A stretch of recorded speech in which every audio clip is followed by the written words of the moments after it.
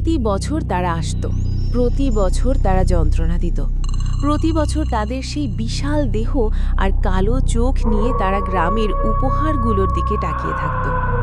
এই বছরটা ছিল আমার 18 বছরে পা দেওয়াটা একটা চমৎকার অভিজ্ঞতা হওয়ার কথা ছিল, যেটাকে গ্রামের মানুষ তাদের অশুভ শক্তির কারণে এক পরম সম্মান হিসেবে গণ্য করে। যেন একদল শয়তান আলফাদের জন্য এক রাতের খেলার পুতুল হওয়াটা খুব বড় কোনো উদযাপনের বিষয়। যেন নিজের সতীত্ব তাদের হাতে ছিন্ন ভিন্ন হতে দেওয়ার জন্য আমাকে তাদের কাছে চিরকাল কৃতজ্ঞ থাকতে হবে। হ্যাঁ, ঠিক তাই। গ্রামটা সাধারণত শান্ত থাকে, কিন্তু আজ রাতে নয়। আজ রাতের রক্তিম চাঁদ উঠেছে, উপহার উৎসর্গের রাত। চারপাশটা যেন জেগে উঠেছে।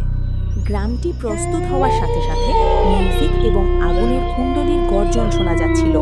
আমার মা যে সাদা পোশাকটি সাজিয়ে রেখেছিলেন সেটির দিকে তাকিয়ে আমি অবজ্ঞার সাথে হাসলাম। আমি ভেবেছিলাম বেকারের ছেলের সাথে নিজের পবিত্রতা নষ্ট করে এই পুরো বিষয়টা থেকে মুক্তি পাব। কিন্তু গতবার যখন তাদের কাছে একজন অকুমারী মেয়েকে দেওয়া হয়েছিল, তখন আলফারা প্রচণ্ড ক্ষেপে গিয়েছিল এবং প্রায় প্রতিটি কুঁড়ে ঘর পুড়িয়ে ছাই করে দিয়েছিল। তারা সেই মেয়েটিকে আগুনের সামনে সবার সামনে চরম লাঞ্ছিত করেছিল। পুরো গ্রামের সামনে তার ছড়িয়ে থাকা হাত পা আর সেই দৃশ্য মনে করে আমি শিউরে উঠলাম। সবচেয়ে খারাপ ব্যাপার ছিল সে এটা উপভোগ করছিল। নেকড়ে লিঙ্গ নিয়ে তারা এতটাই পটু ছিল। মেয়েটি ভেবেছিল সে তাদের কাছে কোনো এক উৎসর্গ।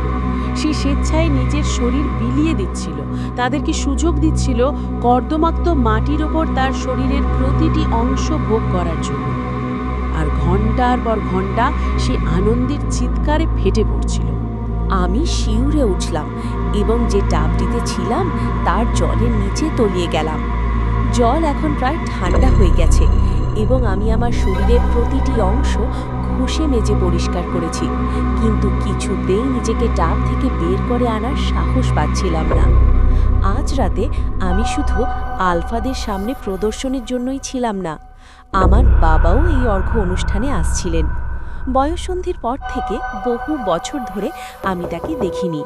প্রথা অনুযায়ী তিনি আমার ভাইয়ের সাথে পুরুষদের গ্রামে থাকতেন এবং বহু বছর ধরেই সেখানে আছেন।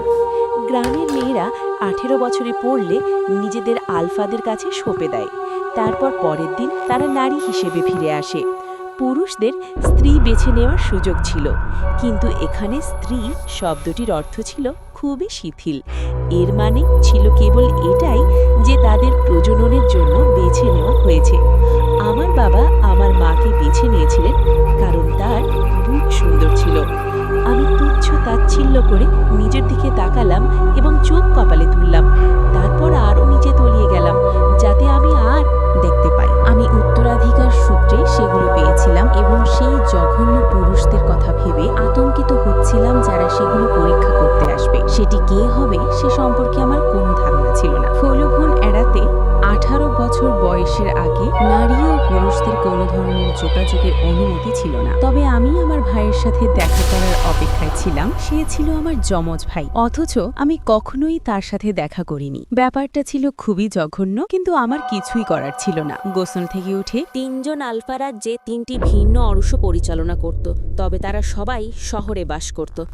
আমরা গ্রাসল্যান্ড অর্থাৎ তৃণভূমি এলাকায় বাস করতাম, যেখানে মাইলের পর মাইল পাহাড় আর ফসলি জমি বিস্তৃত ছিল, যার মাঝে শুধু ছিল নুড়ি বিছানো রাস্তা। বাকি দুটি অঞ্চল ছিল ফরেস্ট মানে বন এবং ওয়াটার অর্থাৎ জল, একসাথে নয়। তোমাকে প্রথমে গ্রাসল্যান্ডের অর্ঘ্যদের দলের সাথে রাখা হবে, তারপর তারা দর কষাকষি করবে, মা বললেন, এবং তার গলা ধরে এলো। আমি চোখ ছোট করে তার দিকে তাকালাম। দর কষাকষি মানে অদল বদল করবে যে কোনো কুমারী ঠুই অর্ঘ্যদের, তারা আগে নেবে। তিনি সংশোধন করে নিলেন, কিন্তু আমি তার আগের কথাটি শুনে ফেলেছিলাম।